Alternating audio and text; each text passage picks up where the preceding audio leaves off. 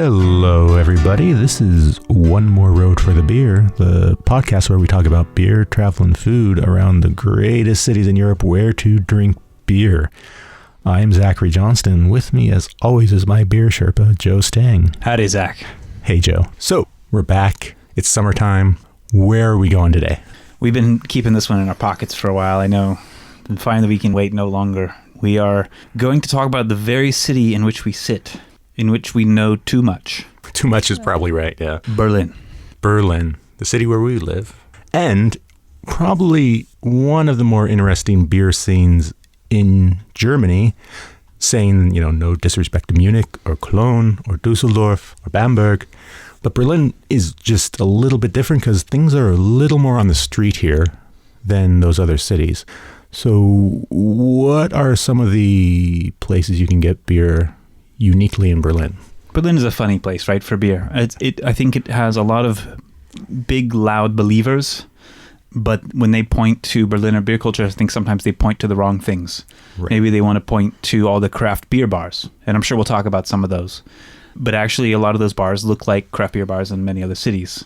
And so I think when you compare Berlin to a city like Munich, for example, with this really long brewing tradition and famous for the Maas mugs and Oktoberfest and Helles and all these things, people think, Berlin doesn't really have much of a beer culture. And I think we know better. Right. But we had to get to know the place. And so there are a few things that are kind of unique about Berlin. Not saying like 100% unique. There are other places in Germany maybe you can experience these things, but the sort of combination of them together, I think, gives Berlin its flavor, its character. Yeah. I've lived here for now 11 and a half years, going on 12. And one of the things that I adore about this city that's really hard even to find in other parts of Germany is the Spätkauf culture. Yeah, the späti. The späti, which right now, because it's summertime, basically these are corner shops. If you're in New York, you'd call them a bodega. It's these little, family-run corner shops where you can walk in. There are coolers along an entire wall, maybe all the way around on 2 or 3 walls. Or maybe just one little one in the corner. Or one little one in the corner, but it will sell cold beer, and it'll rarely be more than €2 for a half liter. Often for €1. And in the summer, they put little picnic tables out in front of their little shops so you can sit outside with your mates all day if you want, all night. Pay €1.50 for an Augustiner Helles, half liter, all night. Yeah, or the Berliner Pilsner, Berliner Kindle, and these are the the Sterni. It's one of the famous cheapies we've got.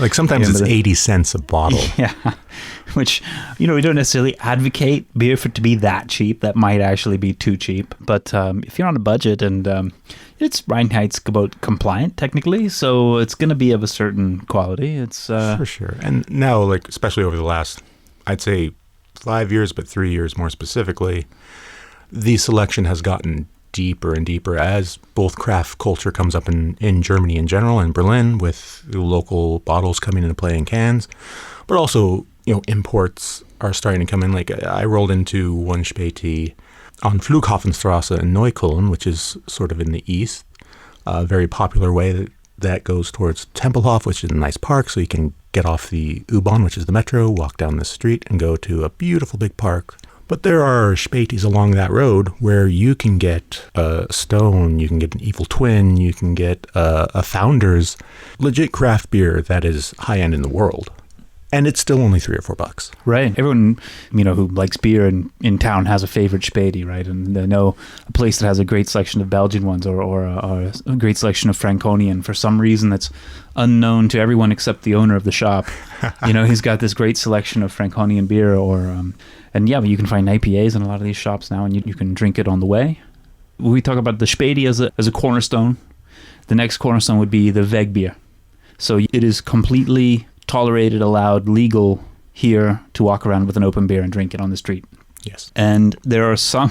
and on the metros and U-Bahns and trams and buses. Yeah. Well, at least it's tolerated on the trains. Right. I'm not really clear. I always got the feeling they could enforce that if they needed to, but I've never seen anyone enforce that at all. I think only if you're out of control. Yeah. And there are some neighborhoods and there are some U-Bahn lines at certain hours where if you don't have a Wegbier, you feel kind of left out. And you I'm not fitting in right now. The Wegbier means the way beer. It's the beer for the road. There's also sometimes you hear it called the Fußpils, and there's some other like local words for it too. But the idea is maybe you're going out to a party, or maybe you're going to go meet somebody at a bar, and you're thirsty. You've been working all day, or not. It's Berlin. Or, I think more often for me, it's the one I probably shouldn't have at the end of the night. Everyone's leaving the bar. It's like time to go home, and it's like, one more. Yeah, I mean, it doesn't help that they sell beer in the metro and U-Bahn stations. Imagine going into a subway station, and boom, right before you go up the stairs to get on the train, there's somebody there selling you beer at 3 a.m. for about $1.50. You're going to buy one. Yeah. The challenge is to look like someone who's relaxed with refreshing beer instead of look like a derelict. And I'm sure at times I've walked that line, maybe crossed that line. But yeah, your hair is a little too mussed and sweaty. Your eyes are a little bloodshot. Oh, if you fall asleep and missed your stop on the bus and end up on the night bus. But even then, you're not alone. No, that's true. And that's sort of the great thing. Like with the Wegbier, you can get them everywhere because, again, going back to the späti, they are corner shops on every corner around the city. And so it's not hard to find whatsoever. Yeah, so that covers two of the main touchstones there. We have the späti and the Wegbier, but that's all to-go stuff. There are hundreds of great little neighborhood bars in Berlin. Are you saying there are bars in Berlin? There are a couple thousand, maybe? I don't know. There are a lot of bars. And if you only go to the tippy top, lots of taps craft beer bars, you're going to miss out on some of these really cool, authentic neighborhood pubs that have been around a long time, or it's often feel like at least they've been around a long time. And they are called by the locals the Eckkneipen or the Kiezkneipen, which is like corner bar or neighborhood bar. And if you, like a good compliment is if you hear someone say, hey, that's echt Kiezkneipen, like a real neighborhood bar, right? Yeah. Or a real corner bar, and that often means that it's very friendly, it's inexpensive, cozy. It may be smoky. A lot of them are Raucherkneipe also. Big disclaimer. Smoking still bars. Smoking bars here. Yeah, some of them. Yeah, and then there are still a lot of authentic ones that don't do the smoking anymore, but have moved more towards food. Right. And those are great too. One comes to mind right away that I really like is the Stadtklause in Mitte. It's been there near where the old city gates were, the old sort of the tax walls, right? Before people would pay their tax, maybe stop and have a beer or on the way back out. The Stadtklause has really good schnitzel. They have solid Strecksbräu pills from Franconia.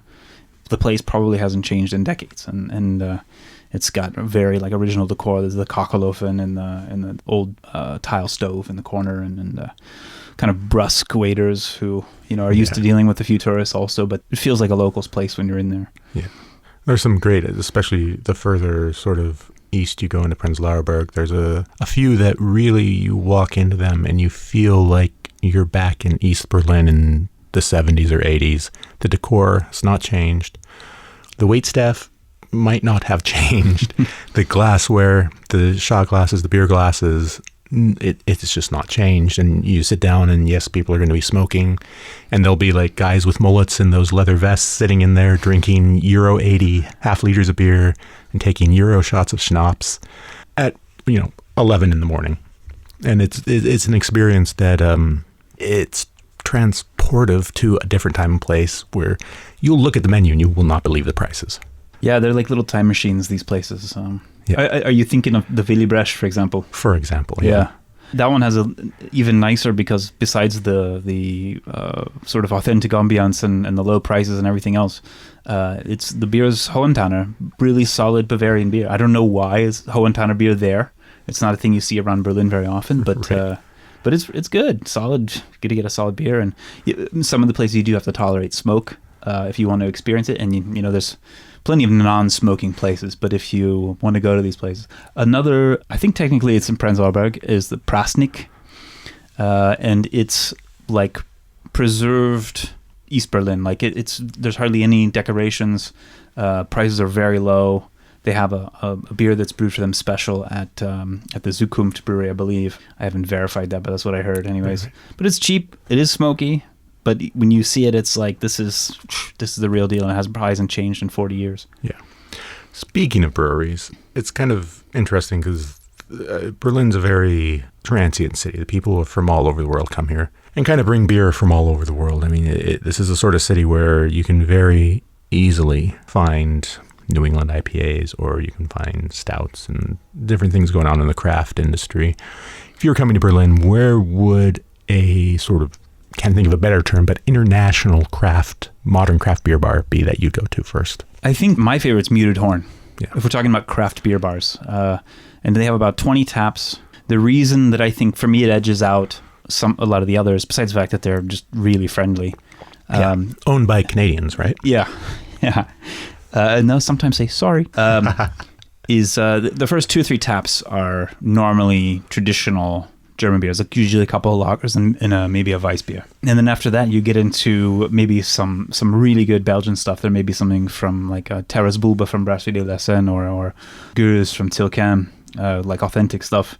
Then you get into the wilder things. Like they've got some from across Europe and from North America as well, and other places. They get all of the imperial milkshake, pastry, stout IPA things that you could possibly want in combinations you haven't yet encountered elsewhere.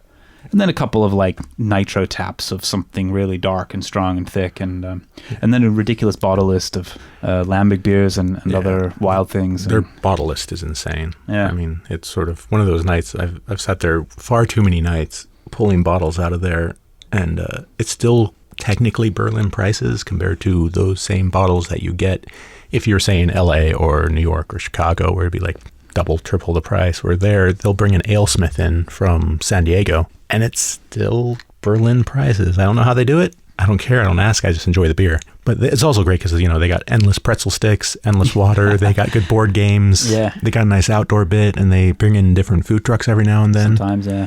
Lately, my thing when I go there has been to order food. Yeah. Order pizza from W. Nice. Really, really good.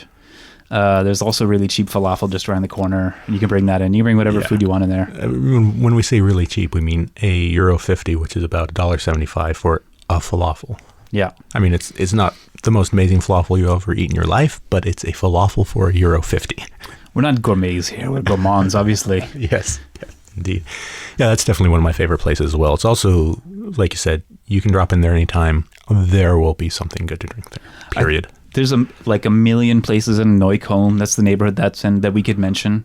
But there's another one because it's so close that because you pretty much have to go to Muted Horn. There's another thing you could do just down the street. There's a rooftop bar called Klünkerkranich, and it's a pretty bohemian up there. I love it because you get great views over the city, which if you're only in town for, say, a weekend is like a nice thing to do. You don't have to pay the high prices to go up in the TV tower. You can go to Klünkerkranich, get a half-liter mug of Pilsner Urquell tank beer, and enjoy the view with this lovely fresh Czech Pilsner. And they've got some local beers up there too, but I got to go for the... And it's kind of odd because you go up in an elevator and you kind of got to walk through a parking garage up one more floor, and then you'll find it. So don't be put off when you get off the elevator and you're in a parking garage. You just got to go literally follow the crowd. There will always be people going up there. Yeah, but you're totally going to feel like you discovered something even though everybody knows about it. Right. It's cool that way, yeah. Yeah, and if actually you are at Muted Horn and you walk down there, you'll walk past one of my friend's bookshops, Curious Fox Books, which is an English language bookshop, and you can grab a Guinness there too if you want, because it's Berlin. There you go. All right, your turn. So I think I got to go with a bar you introduced me to that has become basically my go-to beer bar, which is Herman's. My love of Belgian beer was sort of solidified by sitting in this bar and just going through the bottle list, listening to the owner, bartender Bart, just bring out crazy bottles, have beautiful things on tap that's always rotating. Every time I've been there, it's been an experience of drinking and learning, but having a great time at the same time. Yeah, it's a very minimalist atmosphere. Very. The first time I was there, I found it a bit cold, actually. But you realize soon that it's really Bart's personality that fills the place, and you sit there and chat with him and other people who are there to laugh with him. And then there's about 100 different Belgian beers up on the shelves there. Yeah. The prices are good. You're paying, I think these days, 8 or 10 euros for like a 37.5 of Gueuze, for example, which is about what you pay in Brussels these days, sometimes less than what you pay in Brussels.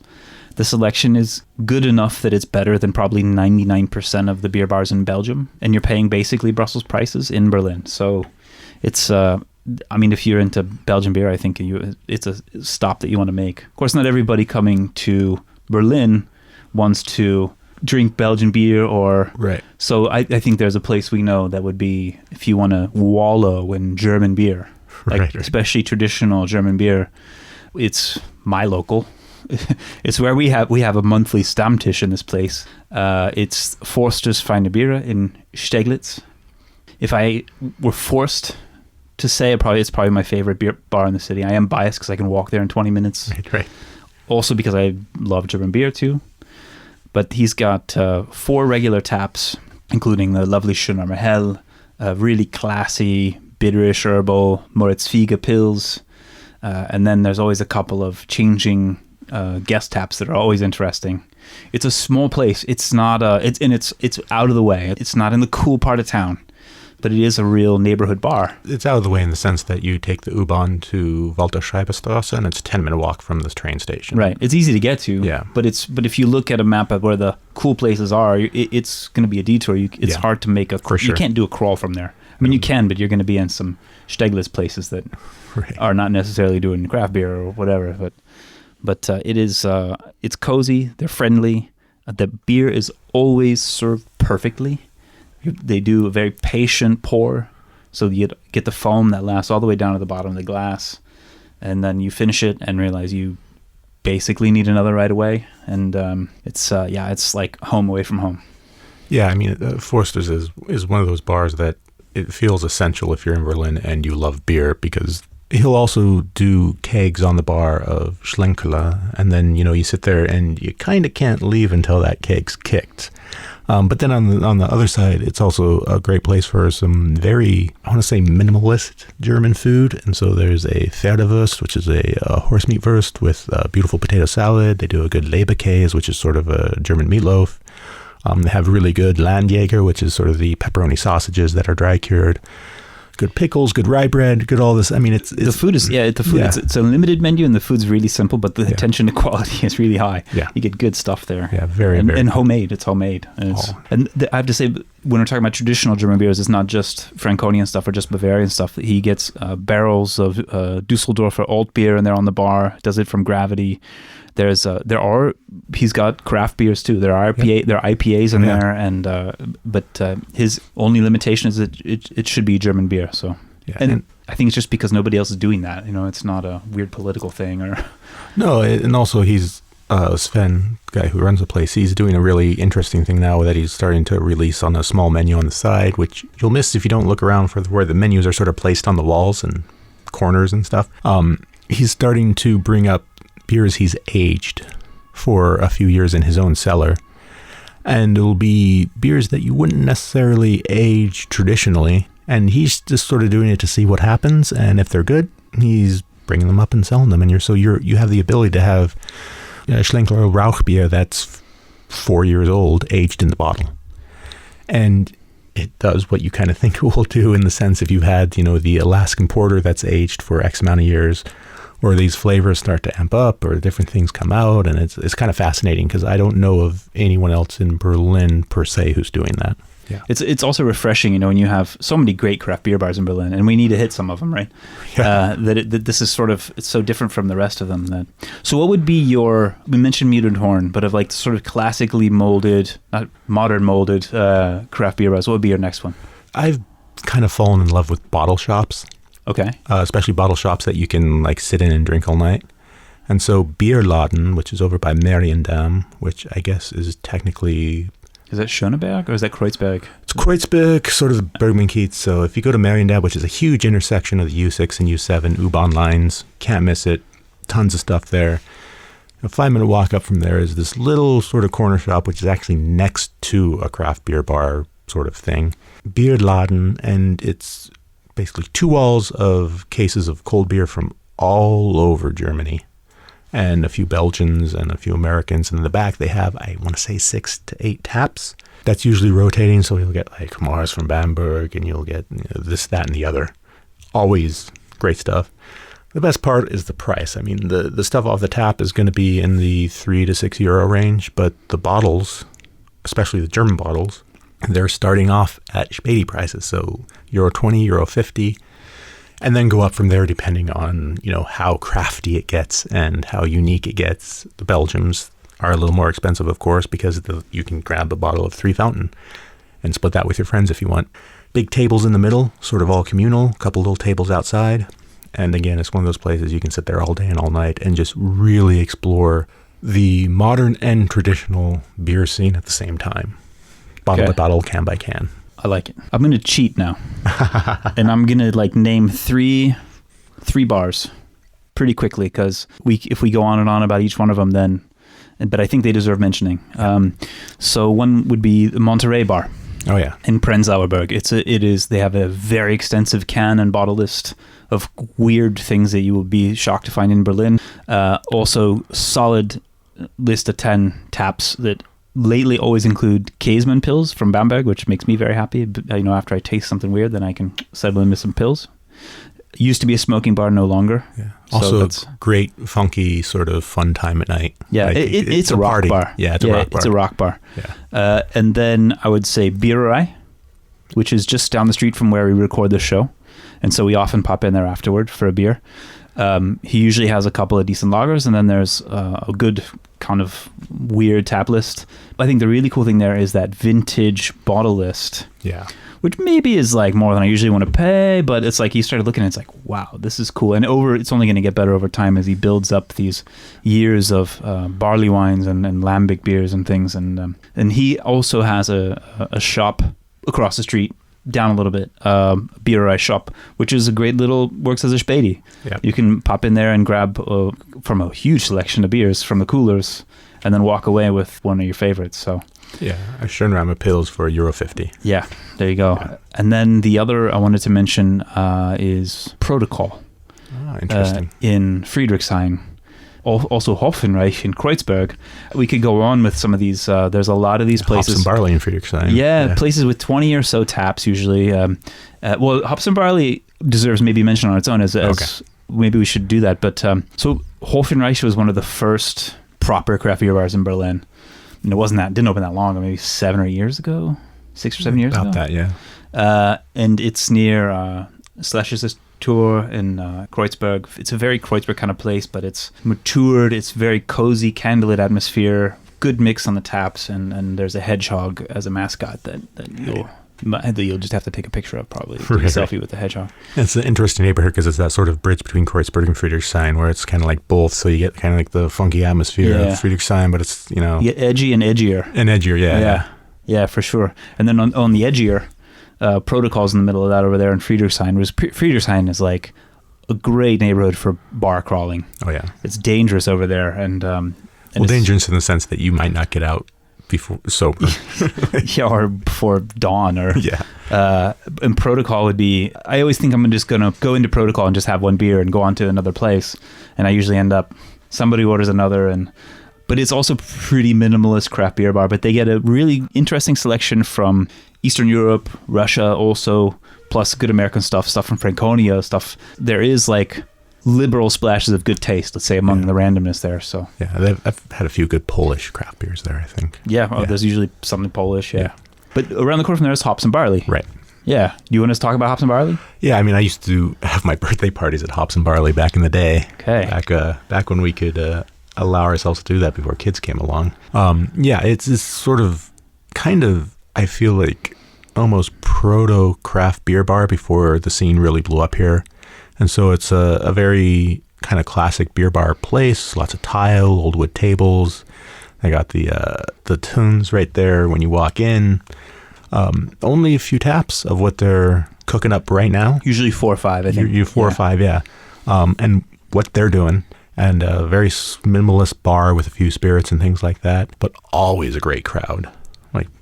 Consistently. And it's sort of, for me, it's always been consistently just good, solid craft beer where nothing's overblown, nothing's too trendy. It's just, hey, this is what we do well.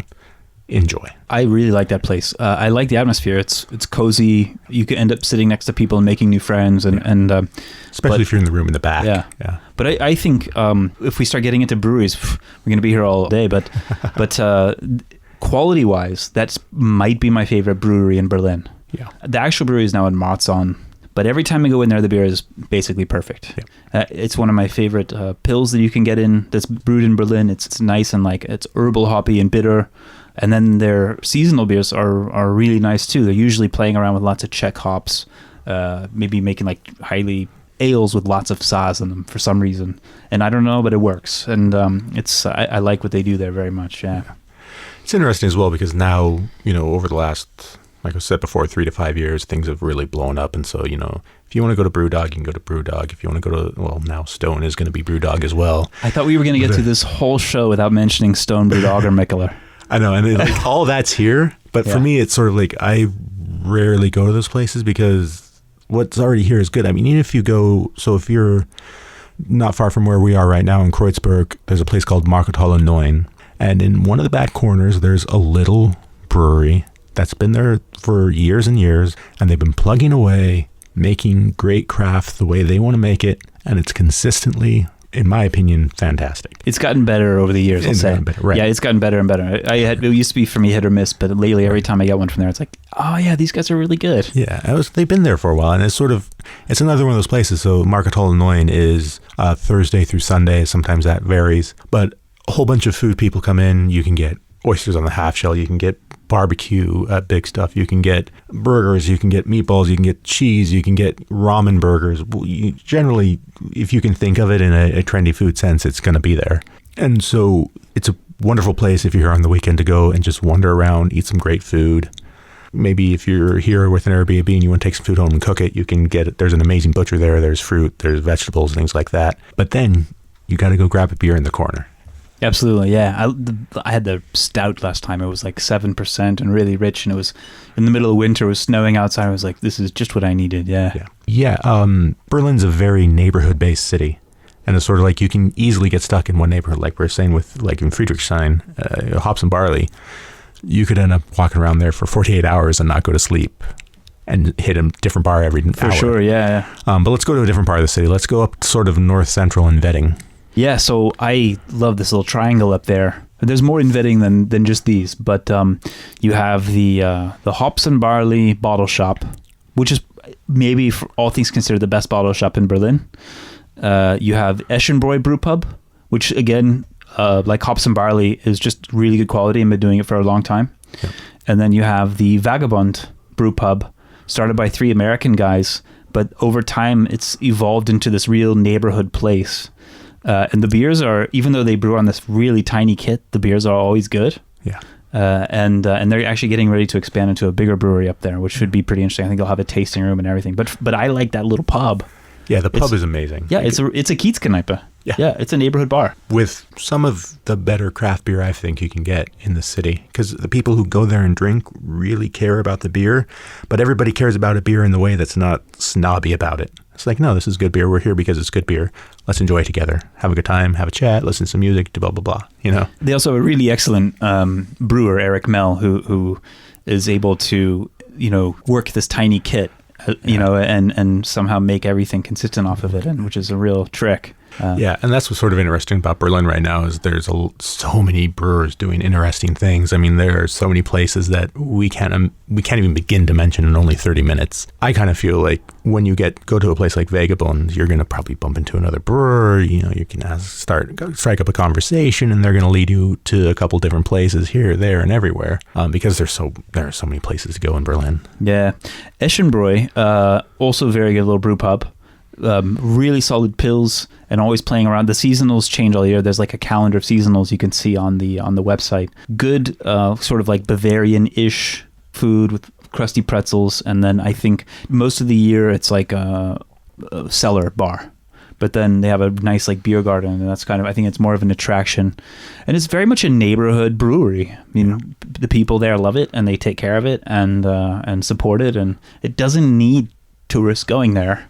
They're perfectly fine without you. Yeah. But if you go, it's very rewarding, I would say. Yeah, and that's what's great about Berlin is it is a neighborhood city. Like, people really support their neighborhoods, and they really try to focus on making sure that they're going to the businesses around the corner from their house because they're their neighbors.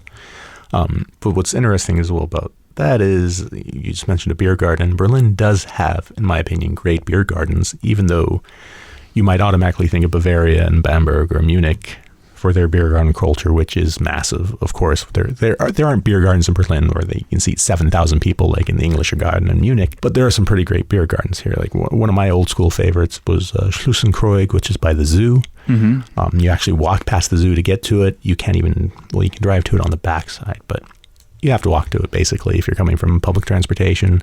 It's right on a canal, on a lock, so you can watch boats go up and down in the water. It's all walk up, cash only. And again, given the location of being in the center of the center, almost completely local. And that's what I kind of love about the beer gardens in Berlin, is they're not centralized, they're not massive, and they're very neighborhood based. For sure. I also like in Kreuzberg the Golgata. Yeah. It feels very Berlin. It's kind of urban, but there's like a rooftop area where you can have this view over the playground if you have kids, so you can enjoy Augustiner or I think it's the Kreuzberger Dunkel they have there randomly, and then watch the kids run around and have little cheap snacks, and it's a good one too. For sure. But we have a favorite beer garden. Yeah, and it is technically a Bavarian beer garden. Yeah, I think. it's not very Berlin at all, except it's right on the Spree. Yeah, and it's right on the river. Yeah, and it's right next to Hauptbahnhof. So literally, if you came into town on the train from Prague or Amsterdam or wherever, you could get off the train, walk for 5 to 7 minutes, and be in the coolest, oldest beer garden in Berlin, right on the river, looking at where Merkel works, underneath the oldest tree in Berlin, which is a massive chestnut tree, and drinking Augustina off a Holz keg. Yeah. For €4. The Holzfass, yeah. It's not clear when they start tapping the barrels. I have to listen for the bell. Okay, so sometimes it's like 5 or 6 in the evening, or sometimes it's just if they're busy enough. Yeah. And if they're really busy, they have that other little stand where it's only the Holzfass beer.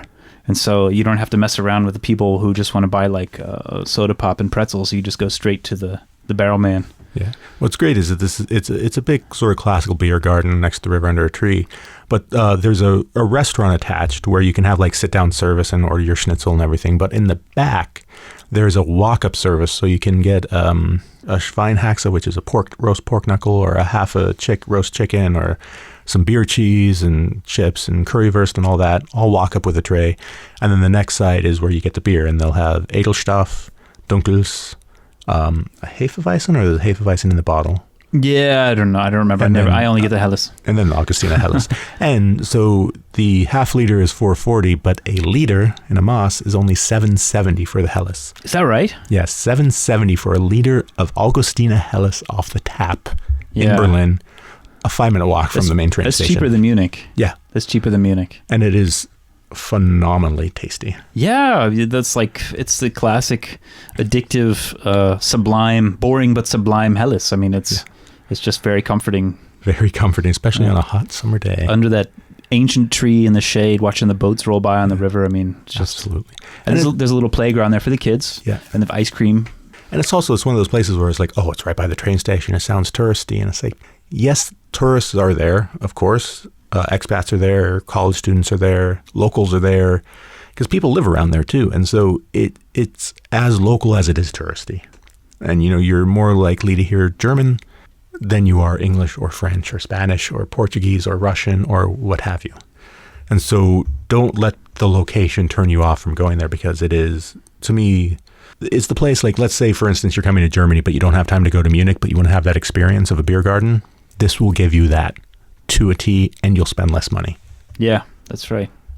So there's, I think, another very popular beer garden. This should be mentioned as well, and also it's a brewery, and that's at Bierlo, one of the local breweries. It used to be they started out by brewing elsewhere outside of Berlin, and then gradually they've moved more production into Berlin, and they have built this really cool big beer garden out back. Now there's no ancient chestnuts there, but they built sort of like a hop arbor hanging over parts of it. They have, if you don't want to go inside and wait in line to get something from their full 20 odd beer tap list, they have a little stand outside. You can just grab a beer there. There's really good ice cream out there. The food is pretty good too. Yeah. It's right there by the Gleis Dreieck Park. Yeah. So you can just cut the kids loose and let them go while you sit there and it's on 2 train lines, so it's the U2 and the U1 and the U3. Yeah.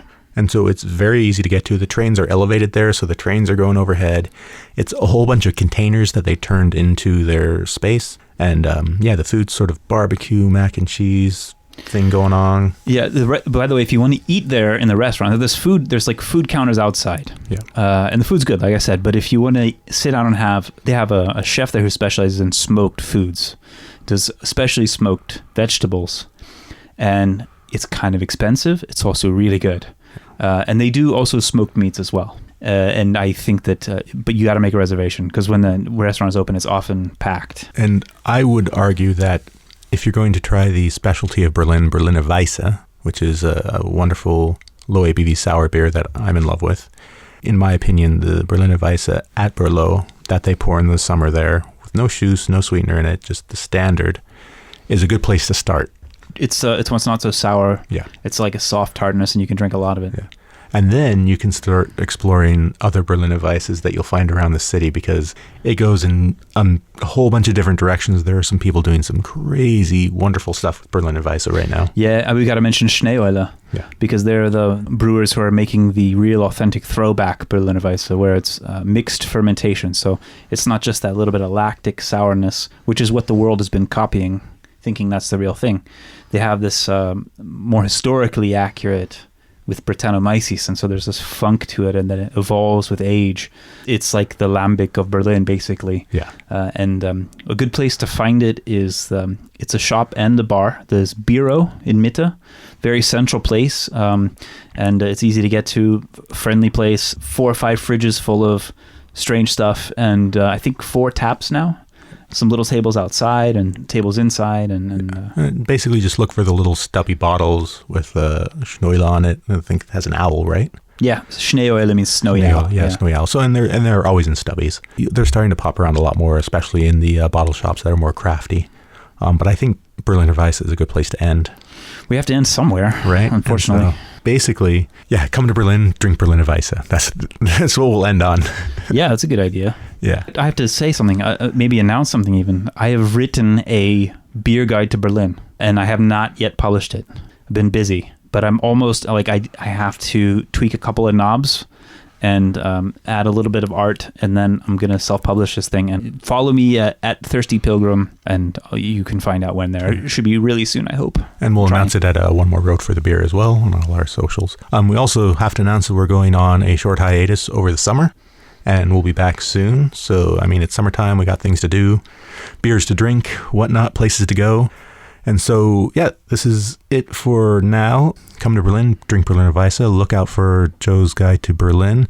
You can find Joe at Thirsty Pilgrim on Instagram, on Twitter. ThirstyPilgrim.com is the blog. You can find me at CTPTO Johnston on Twitter and Instagram. You can also find me Zach Johnston at Uprocks, where I write about beer and whiskey and travel. And yeah, you can find this podcast wherever podcasts are streamed. You just go to the podcast store. Yeah, just go to the podcast store, and see you next time. I'm thirsty. Yeah, goodbye, Joe. Bye.